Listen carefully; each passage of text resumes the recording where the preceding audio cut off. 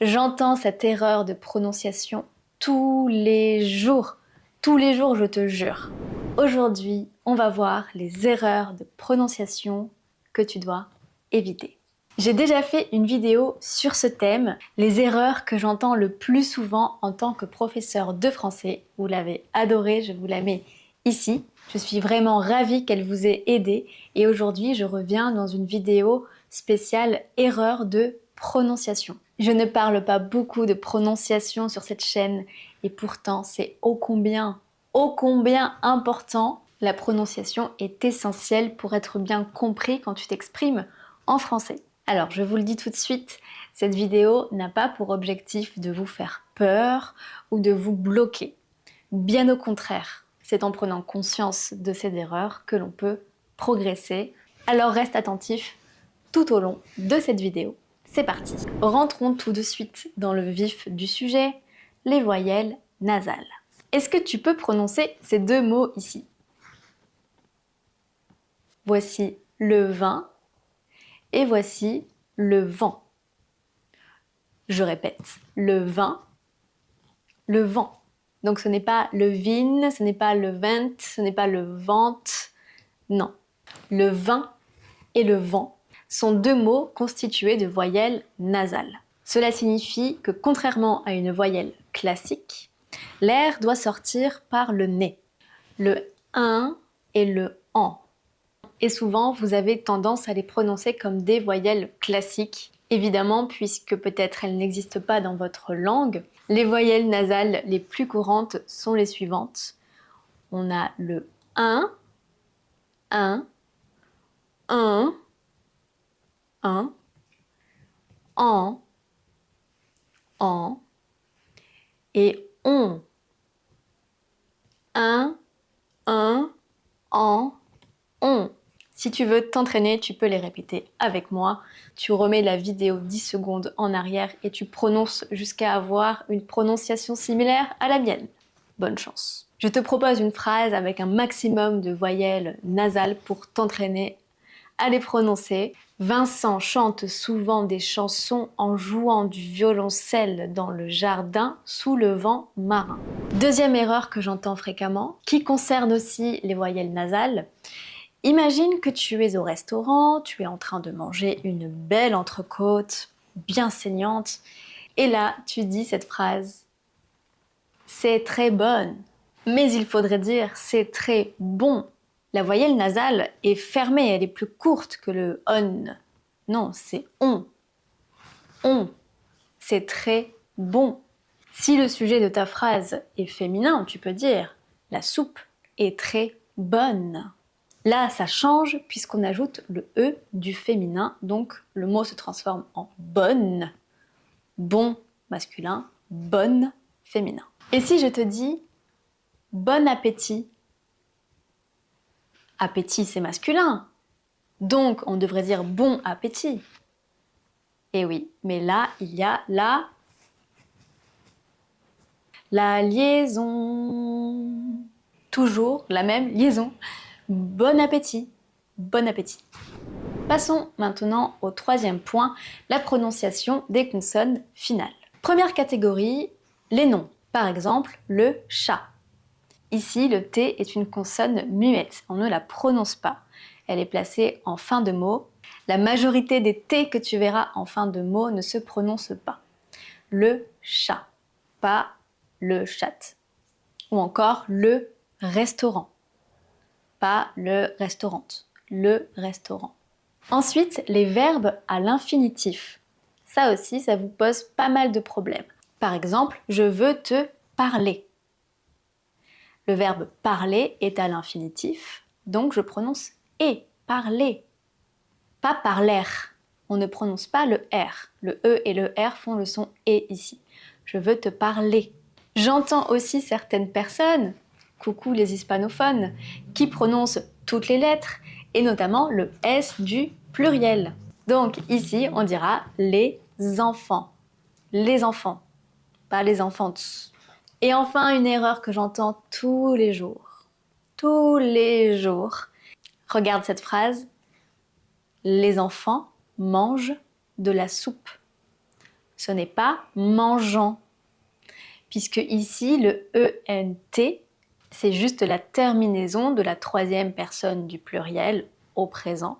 Donc, on ne le prononce pas. Les enfants mangent. Si tu veux corriger ta prononciation, la meilleure option, c'est de pratiquer avec des professeurs. Des professeurs qui pourront te corriger. Et ça, c'est possible avec l'école de langue en ligne Lingoda. Lingoda propose des cours de langue adaptés à tous les niveaux, donc des cours de français, débutants, intermédiaires ou avancés. En tant qu'apprenante d'anglais, j'ai eu l'opportunité d'essayer les cours d'anglais de Lingoda et je peux vous dire que ce sont vraiment des cours de qualité en petits groupes.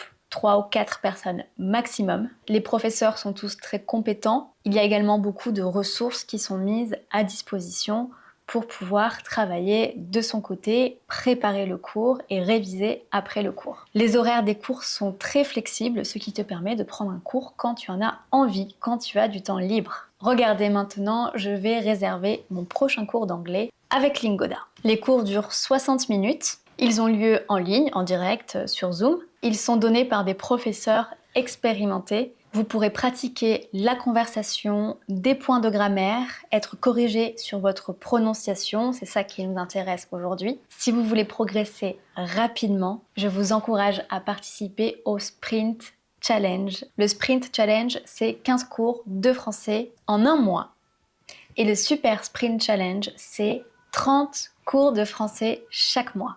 C'est l'idéal pour progresser rapidement. Si tu arrives au bout du challenge, tu auras 50% de cashback pour le Sprint Challenge ou 100% de cashback pour le Super Sprint Challenge. Si vous êtes prêt à relever le défi, je vous encourage à essayer Lingoda. Mon code vous offre 20 € ou 25 $ de réduction. Tu trouveras ce code dans la description de la vidéo. Ne manque pas cette opportunité de progresser rapidement avec Lingoda, croyez-moi, ça vaut le coup.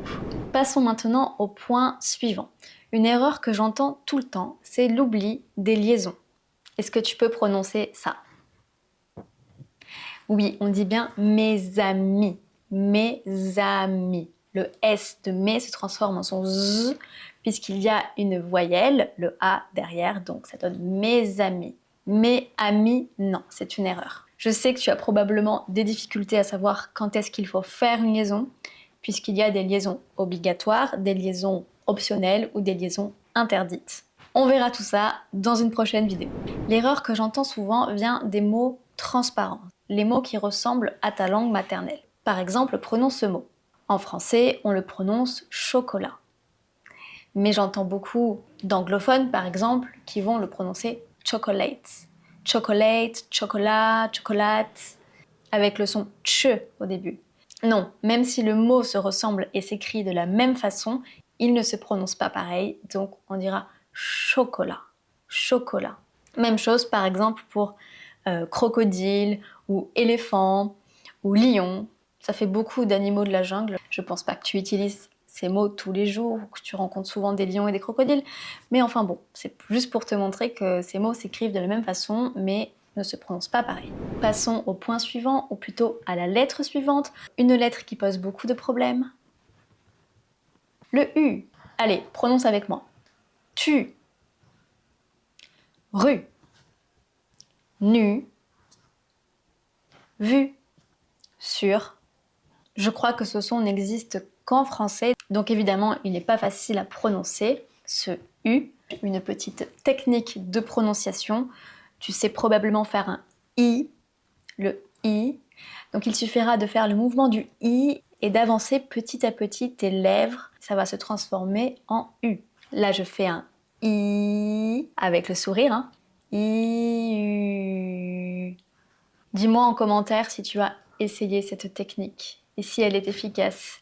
Puisque pour moi ça fonctionne, mais je ne sais pas si ça fonctionne dans tous les cas, donc partage-moi ton ressenti. Et enfin, le dernier mot qui est bien trop souvent mal prononcé, le célèbre croissant. Alors là j'entends de tout. J'entends croissant, croissant, croissante, croissant, croissant, croissant. Et en effet, ce mot a plusieurs difficultés. La première, c'est le son cr, qui est composé du C et du R. Donc là, il faut travailler la façon de prononcer le R. Ça, c'est encore une autre difficulté. Le R qui se passe ici, croissant, c'est pas cra. Votre gorge doit vibrer, croissant. Et ensuite, on a le son OA. Ça, je pense que c'est pas trop compliqué. Croix. Le double S qui se prononce S et pas Z. Croisse. Le AN qui forme la voyelle nasale. En. Croissant. Et le T qui est muet. Ne prononcez pas le T à la fin de ce mot. Croissant. Ah, ça fait beaucoup de difficultés pour un seul mot. Mais vous serez très fiers d'aller à la boulangerie et de commander un croissant avec la bonne prononciation, croyez-moi. Pour résumer, voici les points sur lesquels tu peux travailler en fonction de tes difficultés. Le premier point, c'est les voyelles nasales. Un, en, on. Deuxième point, prononciation des consonnes finales. Par exemple, dans la plupart des cas, on ne prononce pas le T. Chat, restaurant, éléphant. On ne prononce pas non plus le ENT de la troisième personne du pluriel quand le verbe est conjugué à la troisième personne du pluriel, les enfants mangent. Soigne aussi tes liaisons.